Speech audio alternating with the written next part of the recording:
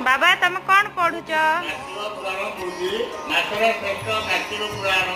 कार्तिक मासरे विश्राम कर कार्तिक पुराण पढ़े कलि जुगे मुक्ति पाइब।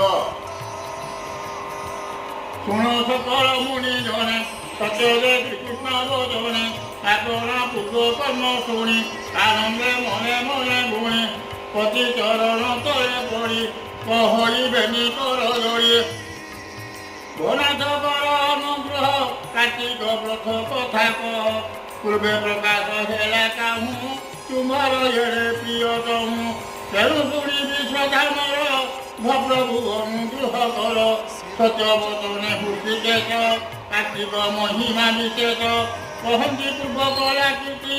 बोलती शुण सत्यासती पूर्वे जे पृथुदंडधारी नारद काजी पूजा करी प्रश्न कर